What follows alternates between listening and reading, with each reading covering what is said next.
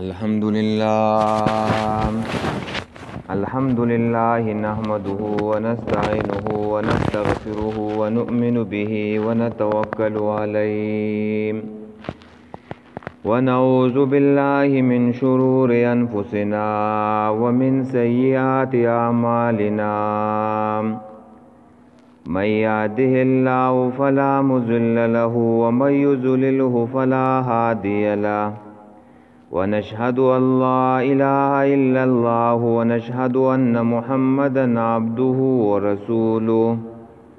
أما بعد فأعوذ بالله من الشيطان الرجيم بسم الله الرحمن الرحيم يا أيها الذين آمنوا قوا أنفسكم وأهليكم نارا وقودها الناس والحجارة عليها ملائكة غلاظ شداد لا يعصون الله ما أمرهم ويفعلون ما يؤمرون وقال تعالى وأمر أهلك بالصلاة واصطبر عليها لا نسألك رزقا نحن نرزقك والعاقبة للتقوى.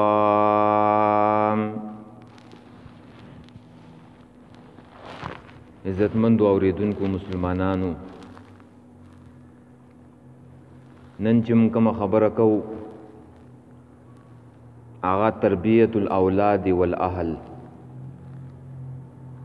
دا یو اهم موضوع ده، یو اهم خبره ده.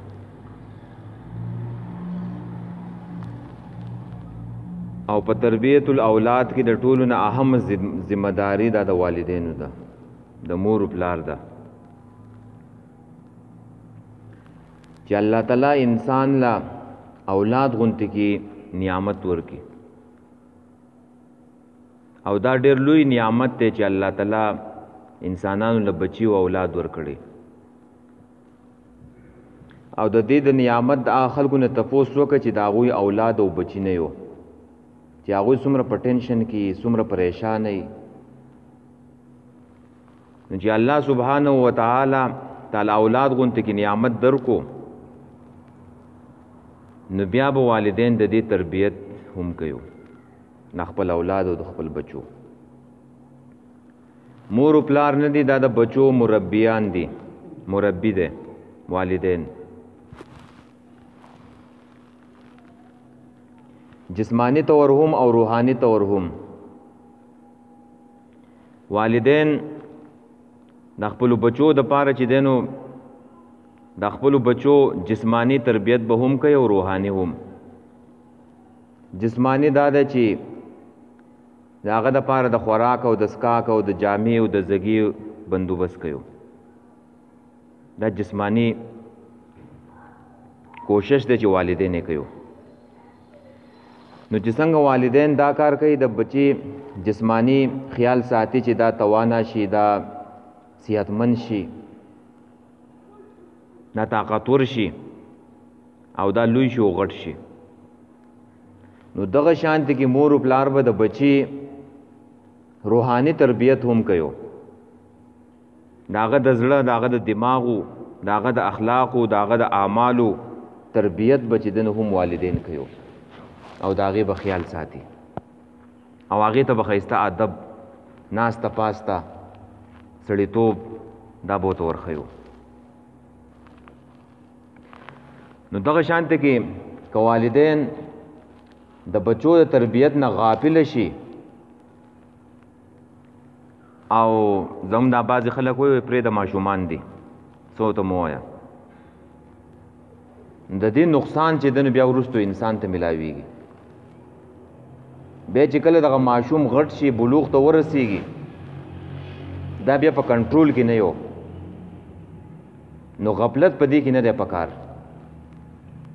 چې د والدینو په تربیت کې د غفلت وشي. یو زمیندار دی که هغه په خپل پټي کې د خپل پټي نه هغه غافل شي، خپل پټي له په وخت باندې اوبه ورنه کي، پای ګوړ ونه کي، د هغې نه شپول چاپېر نه کي، د پټي نه غافل شو نو دغه شان چې د وخت تیریږي نو د زمیدار ته به په دې پټي کې څه ملاویږي غني جاړي هغه فصل به مزیدار نه خیسته به نه یو ټول غني و پکې شوی فصل به بیکاره فصل به شوی ځکه چې دی غفلت کړی و د خپل پټي نه او کم زمیدار چې هغه غفلت نه کوي د خپل پټي وخت په وخت باندې خیال ساتي او بور کوي د فصل خیال ساتي هغه تشپول وهي پای کې ګوړ کوي نو چې وخت تیریږي نو دغه سړی خیسته فصل چې دی نو هغې ته تیاریږي خوشحاله بیا چې کله فصل تیار شي هغه فصل دا زمیدار چې دی نو خوشحاله کوي نو دغه شان دی کې والدین دی مور و پلار دی که د بچی نه غفلت وکړو او د هغې تربیت خیال یې ونه ساتلو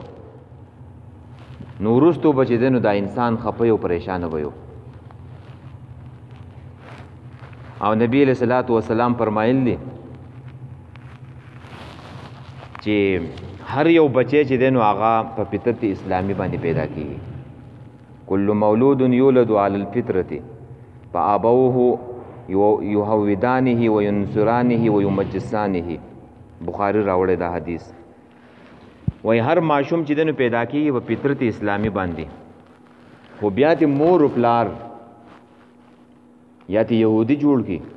یا تی نصرانی جوړ کی یا تی مجوسی جوړ کی نو په ماشوم باندې درې شي نه اثر انداز کیږي آپ یې اثر کوي یو داغه والدین دي داغه کور دي داغه خاندان دي کاغه پرس کې عیسایانو بچي به عیسائی کاغه يهوديانو بچي به يهودي کاغه مسلمانانو نیکانو صالحانو نو دا بچي بس یو دا به نیک او صالح انسان به یو او په مور پلار کې چې کم صفات نو هغه بیا غره بچو کې همي هغه اثرات پاغو کې چې دنو پراته یو دویم په بچی چې سشه اثر انداز کیږي نو هغه د کوسینې د کله علاقہ گلی کوچی چې وته وي په دې باندې هغه ماشوم باندې دغه کله دغه کوسا دغه ګرځیدل د اثر انداز کیږي کمحله او گلی کوچی چې دنو هغه خيسته یو نو بچي دنو خيسته لويږي او کپرز کپای کې گناہونه نافرمانیاں ني نشي پکې چرسو بنګ پکې او لوپری پکې جواری پکې کریم بورډي پکې هغه ماشوم باندې غلي وا کوچنده دغه اثر انداز کیږي څنګه چې عقل یا عقل په دې ماشوم باندې اثر انداز کی سبا چلويږي نو قشان بچي دین دغه دویږي او دریم په بچی باندې چې اثر انداز کیږي نو هغه مدرسه د اسکول له کپرس کا مدرسه او اسکول د قادیانیانو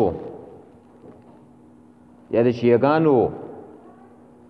نو په بچی باندې به هغه قادیانیت هغه شیعت هغه چې دنو او په غالب یو او که مدرسه او اسکول چې دنو هغه د مسلمانانو نیکانو صالحانو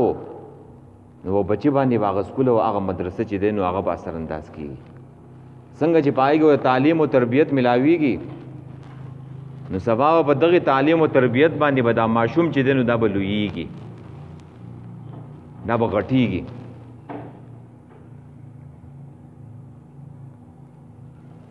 زمو په معاشره کې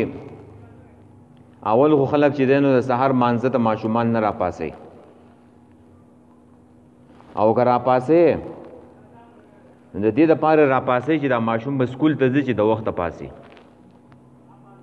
د سکول د پاره را پاسي او چې په کوم ورځ باندې سکول چټي به څوک را پاسي نه را پاسي امور مو یا غپلار مو ولې پاسې د سکول چټي ده نو دا مور پلار څه کوي دا تربیت کوي په دغه باندې به دا ماشوم ټول عمر چې دنو غټیږي ولویږي بوډاکیږي او په دغه بوله مرګ راځي ته تربیت کې دا تربیت وکړو چې د چټۍ په ورځ باندې اتوار په ورځ باندې څوک د سهار مونځ نه کوي د ماشوم په ذهن کې دا ولیدله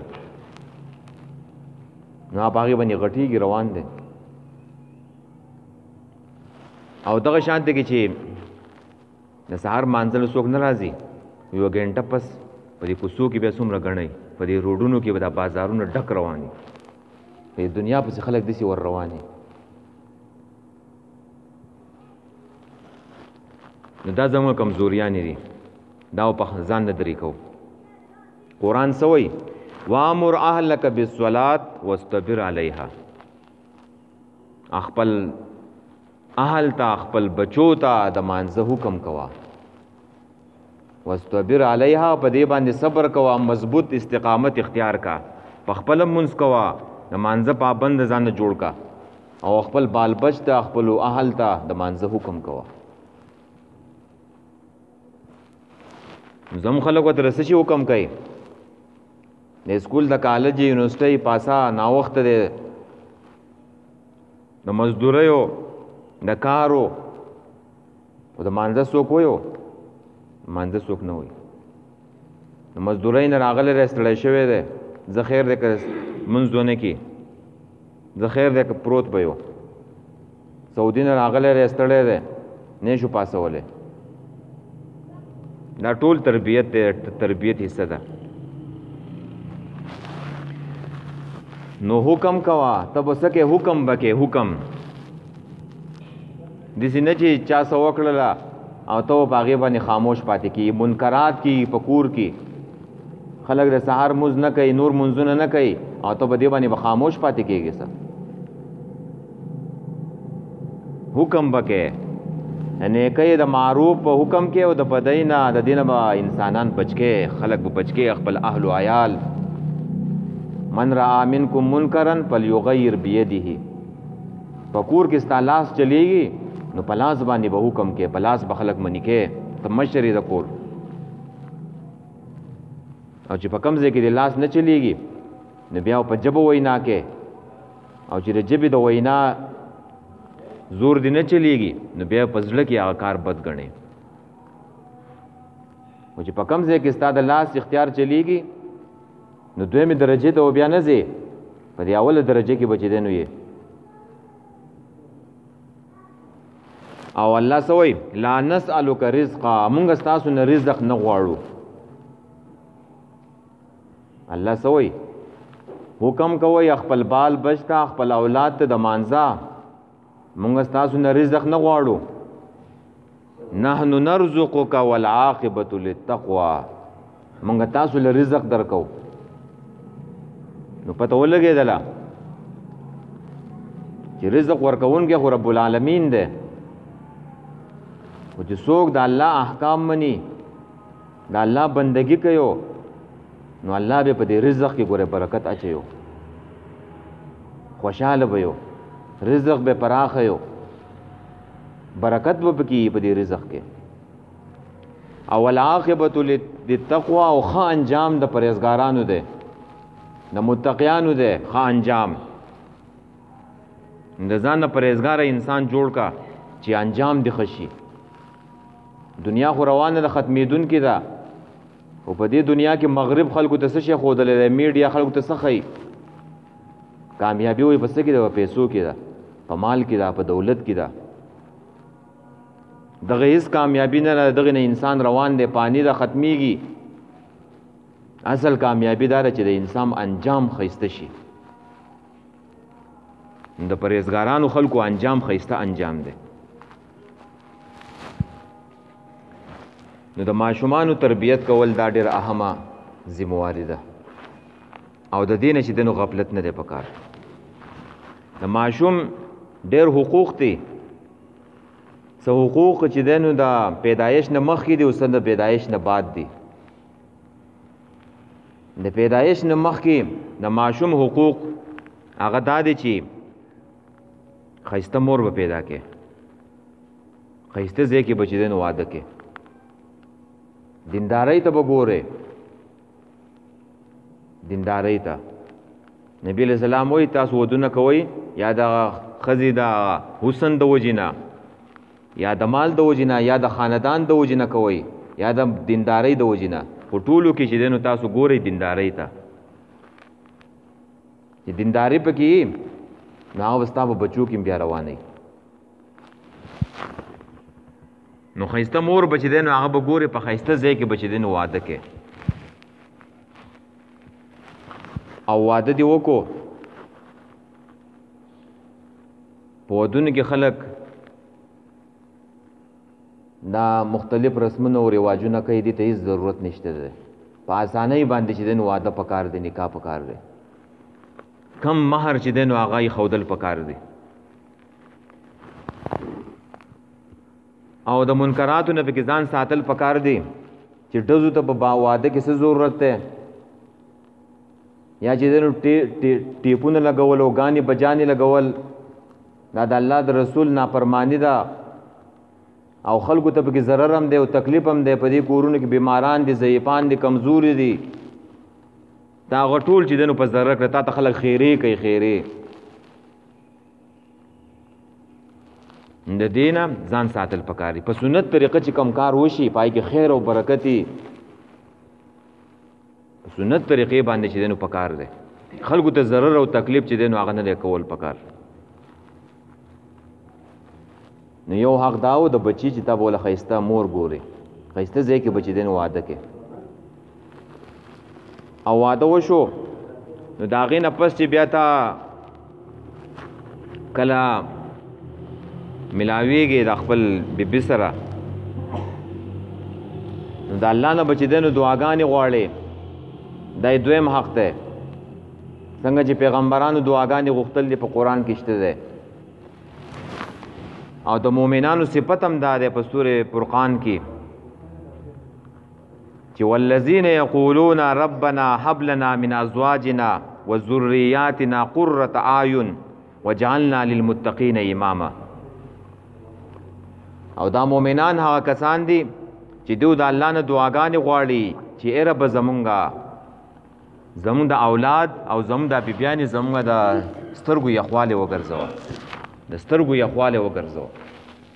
او دا وګرځوه د متقیانو دپاره امامان، پیشوایان. نو اولاد به د سترګو یخوالی علی چې دا نیکان دي، نیکان او صالحین دي، د سترګو یخوالی شو. خو چې کله هغه نافرمانی او سمې لارې ته نه راځي، خبره نه مني، دا پلار یې وایي چې یا زه وي یا دا بچي وي، نو بیا انسان پریشان یو. او چې کله د اولاد نیکو د زړه ته به د یو اطمینان او یو راحت او سکون به چې کله د ښایسته او دینداره اولادو. او بیا ابراهیم علیه السلام هم دعا غوښتې ده چې رب هب لی من الصالحین، ای ربا نیک بچی راکې، نیک اولاد راکې. او زکریا علیه السلام هم دعا غوښتې وه رب هب لی من لدنک ذریة طیبة انک السمیع الدعا. و ای ربا مال د خپل طرف نه پاک اولاد راکې، پاک اولاد، بېشکه ته د دعا اورېدونکی. نو واده دې وکړو نو دعاګانې به د الله نه غواړي. او بیا چې کله نزدېکت کوي نو بیا په هغه وخت کې رسول الله صلی الله علیه وسلم دعا ښودل وایي دا وایه بسم الله اللهم جنبنا الشیطان وجنبنا ما رزقتنا. مستقیم تا ته یاد ده، دا یادول پکار دی. نو دا دعا چې پرس که چا وویل او دا قبول شوله، د دې معنی دا ده چې الله ما د شیطان نه وساتې، او ته چې د خپل طرف نه مال سره راکې کم بچي راکې د شیطان نه وساتې.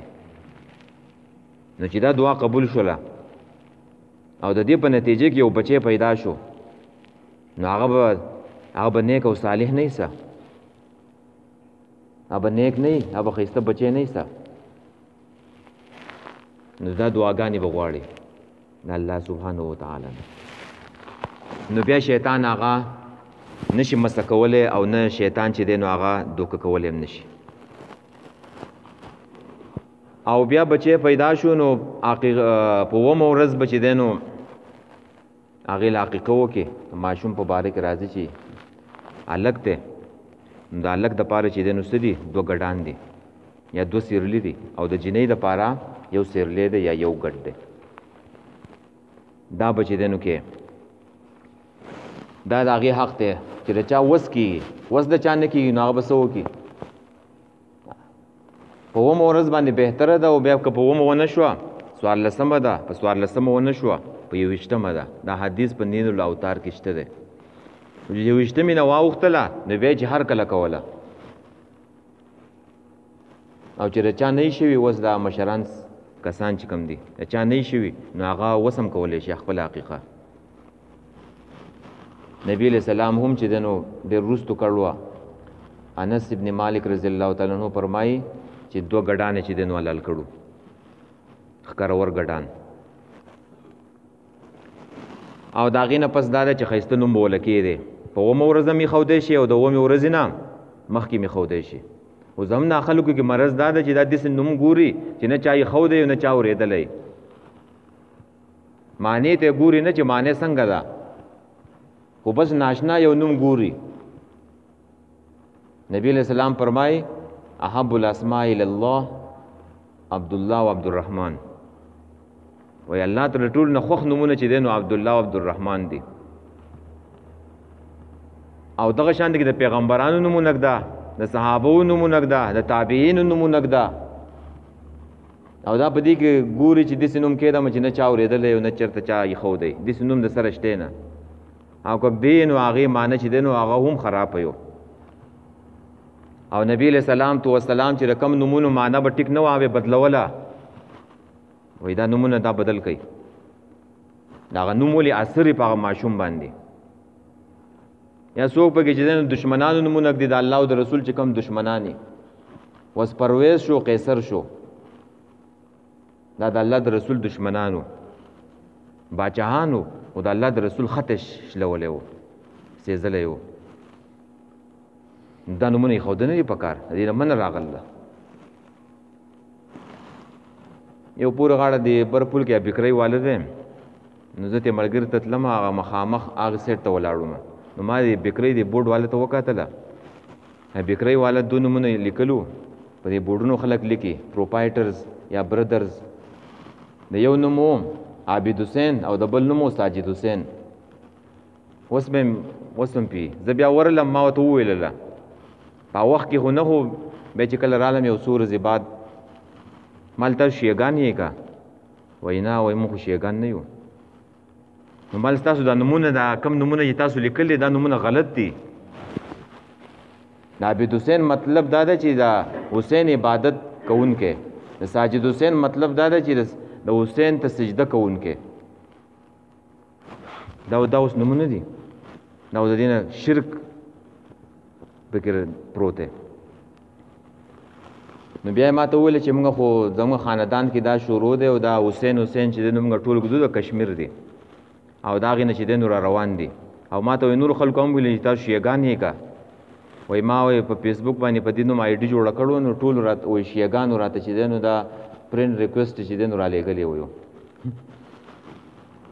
نو مال یوازې ساجد هم صحیح دی او یوازې عابد هم صحیح دی عبید الرحمن کې ده عبید الله کې ده مال د دې نه چې دی نو قلار شي دا خطرناک نومونه دي خطرناک مطلب دا شو چې ښایسته نوم به چې دی نو ږدې اوس په بورډ باندې به هم اوس هم لیکلی شوي ته چې چېرته ځې د برپول کې دا کومه بکري ده په بورډ باندې لیکل دي نو داسې نومونه به چې دی نو نه ږدې داسې نومونه نه منه راغله بل حق یې دا دی چې د ماشوم نه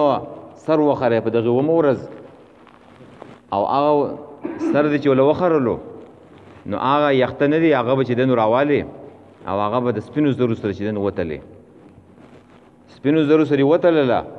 نو د هغې چې څومره پیسې راتللې هغه پیسې به صدقه کې صدقه دا به ورکې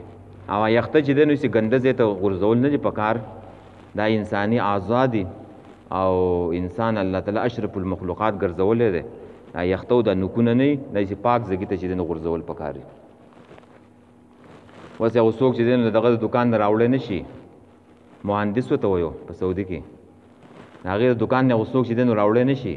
سعودي والا ښځې دي لږ ښایسته نومې ښوده دی انجینر ورته وایي که نه نو د هغې ځګي نه خو څوک راوړی نه چې خو هغې ته ویل پکار چې دا یخته چې دی نو دا پاک ځګي ته چې دی نو اچول پکار او بیا چې دی نو هغه ماشوم ته بیا د ټولو نه اول چې دی نو اذان کې په ښی غوږ کې اذان او په ګس غوږ کې چې دی نو اقامت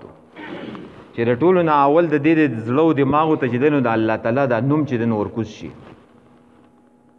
او د دې د اثر چې دی نو دا پکې پروت دی دننه چې د الله تعالی نوم چې دی نو اول ماشوم ته چې دی نو د دې زړه او دماغ ته کوشي او د هغې نه پس چې هغه بیا څومره او د سنت طریقه دا ده چې ماشوم ته تهنیک وکړي تهنیک رسول الله صلی الله علیه وسلم به کوو ماشومان به له خلکو راوړه او کجورې په دې خپله خوله کې پسته کړله او بیا به د ماشوم په دې ورو پسې چې دی نو رابیخ کودله په دې ټول خوله کې چې دی د هغې اثر لاړ شي په کور کې څوک نیک انسان نو هغه دې دا کار وکړي سنت طریقه د نبی علیه صلات وسلام نو دا پکاري تهنیک دی ته وایي ماشوم له پکاري او بیا د ماشوم دپاره چې دی دعا پکاري چې الله دې له عمر ورکړي الله دې له په مال کې او په رزق کې برکت واچي داسې دعا چې دی د ماشوم دپاره پکاري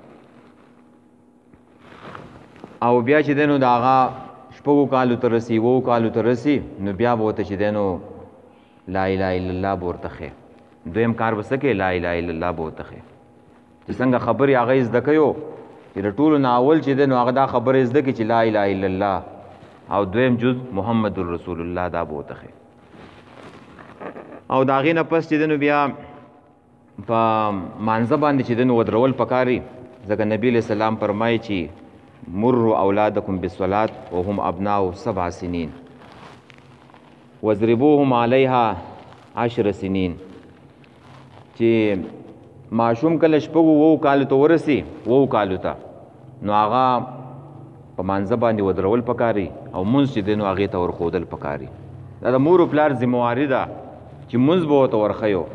دین به ورته ورښیو قرآن به ورته ورښیو نو چې په 7 کالو په مانځه ودرولو نو بیا پکار ده چې شپږو 7 کالو کې پکار ده چې 15 کالو کې جومات ته هم راځي ماشوم جومات ته راوستل پکاري ماشوم په ځان سره ګرځول پکاري چې دا هر څه چې دی نو زده کړي داسې نه چې هغه چېرته ښکاره کېدی نه شي اوس ته کنځلې ورځې بدې چې دی نو هغه کې چې ماشوم دې په دغه وخت کې ویرولو نو هغه بس بیا ټول عمر چې دی نو هغه سمې لارې نه راځي دا ماشوم باله ښه کېږي چې ته سره ځان ملګری کې ملګری ځان ته رانږدې کوه وایي زه ستا ملګری یم ځان به اوس ورکوټی کې نو هله به ماشوم چې دی نو صرف په وهلو باندې نه کېږي چې بس ماشوم وها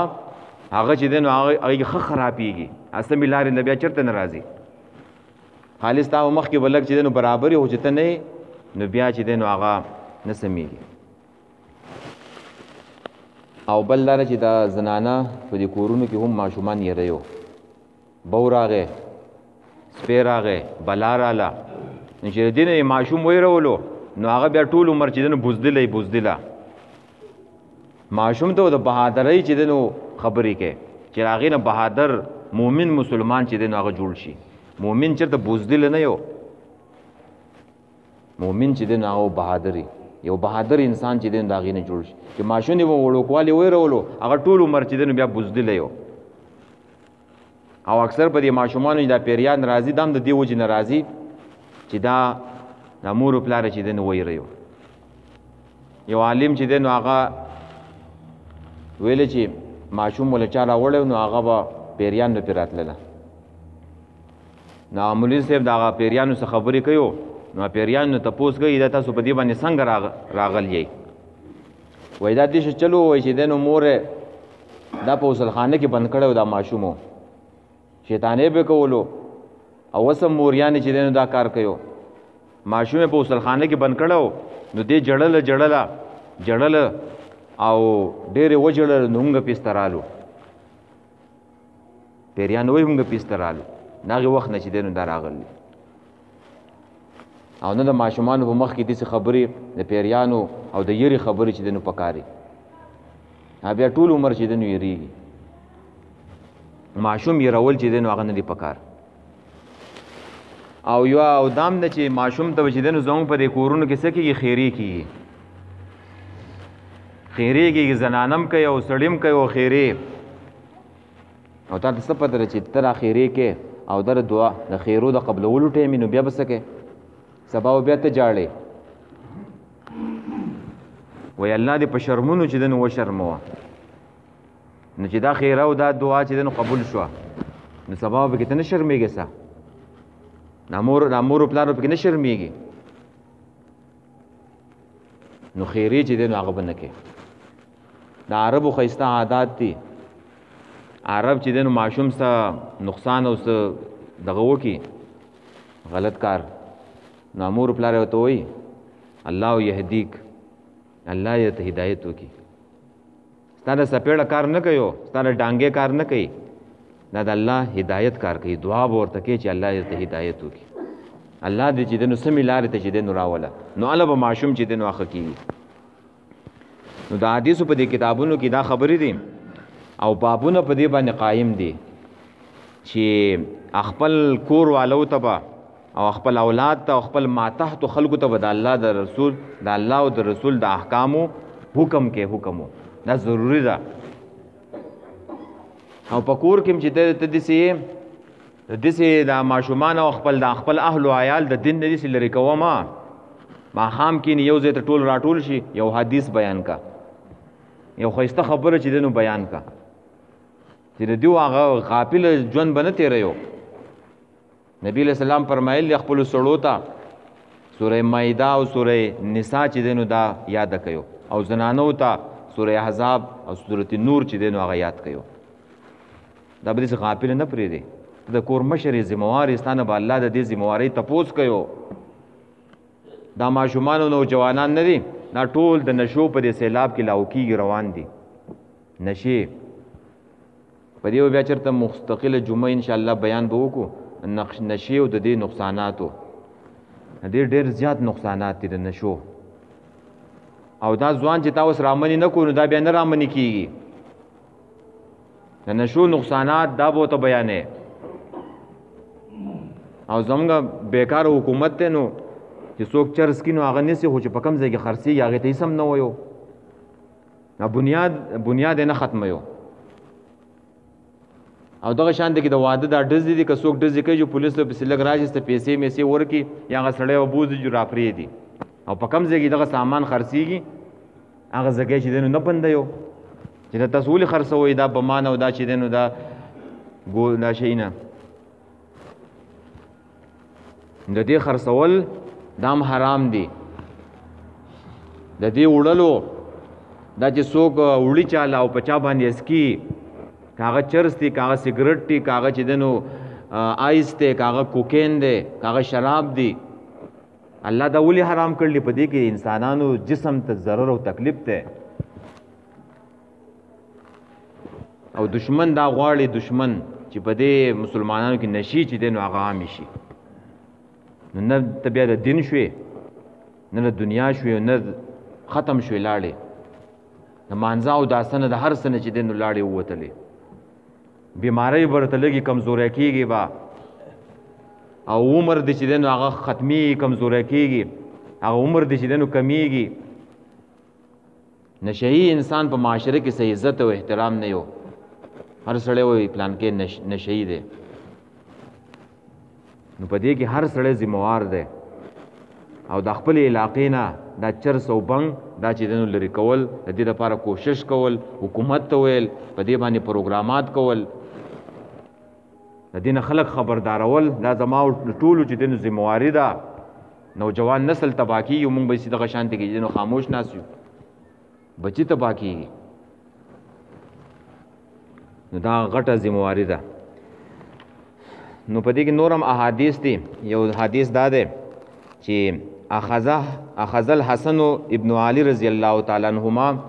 تمرة من تمر الصدقه فجعل فيه فقال رسول الله صلی الله علیه وسلم کخن یو ځل چې دنو په جمعات کې د صدقې کجوري پرتی وي مسجد نبوي کې نو حسن رضی الله تعالی عنہ راغی د علي رضی الله تعالی عنہ بچي نو دا غي نه یو کجوره راواغستله او کجوره سو کړله خولې ته واچلله رسول الله صلی الله علیه وسلم کخن وای توکه دا کجوره وي ولی انا ناکل الصدقه وای تا ته پته نشته چې په موږ باندې صدقه حرام ده، موږ صدقه نه خورو. رسول الله صلی الله علیه وسلم په خاندان باندې صدقې چې دینو حرام وي، هغوی د پاره خوړل جایز نه و. د دې حدیث نه څه مقصد راووتو؟ مقصد دا دی چې بچی ته بچی دینو دا حکم کوي چې د حرامو نه ځان وساته. چېرته په حرامو کې اخته کېږي، په ناجایز کارونو کې، د مور و پلار ذمواري او د مشرانو دا ده چې خپل اولاد خپل بچي د هغه حرامو نه چې دینو وساتي. دا ډېره اهمه ذمواري ده. بل رسول الله صلی الله علیه وسلم حدیث راوړی وی دا عمرو ابن ابي سلمہ چې دا ربیب رسول الله صلی الله علیه وسلم دی، پرکټی دی رسول الله صلی الله علیه وسلم. وی قال كنت غلام في حجر رسول الله صلی الله علیه وسلم. دا ماشوم نو دا وای چې ما کله روټۍ به خوړل نو په دې روټۍ کې په دې سالن په دې انګولي کې په دې لوښي کې به زما د لاس ګرځېدو، یو طرف ته بتلو بل طرف ته بتلو. نو رسول الله صلی الله علیه وسلم یا غلام سم الله تعالی وکل بیمینک وکل ما یلیک. رسول الله صلی الله علیه وسلم ته एकदम دا نه وای تربیت ته ګوره، एकदम وته دا نه وایو چې د خپل مخې نه خوره، دا لری طرف نه وته راتاویږي. دې به ته د ماشوم سره هم داسې کې خپل بچی سره وای بچی وای ټول نه اول چې روټۍ خوري نو بسم الله به وکې، د بسم الله نه پس چې دی نو بیا په ښی لاس باندې خوري، او د ښی لاس نه پس به بیا چې دی نو د خپلې مخې نه خوري، د خپلې مخې نه. داسې نه چې د بل مخې نه چې دی نو راخلي. په دې باندې انسان ښه نه ښکاري، بد ښکاري. دا صرف په دې وریجو په ډوډۍ او په سالن کې ده، په فروټو کې دا نشته دی چې که فروټ وي هغه که د بل ځای نه راوالي هم خیر دی، خو په سالن او په وریجو په ډوډۍ کې به د خپلې مخې نه خوري. نو دا صحابي وایي دا بیا زه وایي غټ شوی یم، وایي په ما زالت تلک طعامتي بعدو، وایي بیا زما ټول عمر چې دی نو دغه عادت و د خوراک د خوړلو. نو بچي ته به ادب هم ښه، احترام به هم ښه، د ډوډۍ او د ناستې پاستې دا طریقې دا به ټول څوک ښي؟ دا به مور پلار ښي. او بل حدیث راوړی چې الا کلکم راعٍ و کلکم مسئول عن رعیته. په تاسو کې هر یو ذمہوار دی او د هر یو د ذمہوارۍ د هغې به چې دی تپوس کېږي. بل حدیث دی فاتقوا الله واعدلوا بین اولادکم. وایي د الله نه ویرېږئ، د خپل اولاد په منځ کې انصاف کوئ، عدل کوئ. عدل په کورونو کې دا جګړې مقصد د دې وجې نه جوړېږي چې مور و پلار د بچو په منځ کې عدل او انصاف نه کوي. یو بچی سره په یو نظر باندې ګوري، بل بچی ته بل نظر باندې، نو د هغې نه سبا چې په کورونو کې جګړې او شرونه پیدا شو. د مور و پلار ذمواري دا ده چې هغه ټولو بچو ته په یو شان نظر چې دی نو هغه ګوري. او بیا الله پاک وایي چې په قرآن کې آباؤکم و ابناؤکم لا تدرون ایهم اقرب لکم نفعا. وایي پلارانو وایي تاسو ته پته نشته چې په تاسو ته کم یو چې دی نو په نفع کې چې دی نو زیات نږدې دی. بعضې خلک صرف چې دی نو اولاد غواړي، هلکان غواړي، او دې ته پته نشته چې زما دپاره په جنۍ کې پیدا ده که په هلک کې پیدا ده. ډېر کله داسې وشي چې اولاد یې نافرمانه شي، نو بیا هغه سبا انسان خوشحاله چې د دې په ضد جنکۍ وي نو ښه به وي. نو تاسو ته پته نشته چې الله دله چې دی نو هلکان درکوي که جنکۍ درکوي، نو په دې باندې به ټول چې دی نو د الله د احسان دی، انعام دی، په دې باندې به چې دی نو انسان راضي او انسان په دې باندې چې دی نو خوشحاله. خو آیات کې دا بیان شو چې ای والذین آمنوا قوا انفسکم واهلیکم نارا، هغه کسانو چې ایمان هم راوړی ځان هم وساتئ د اور نه او خپل اهل و عیال هم وساتئ د اور نه. ښایسته پلار هغه دی،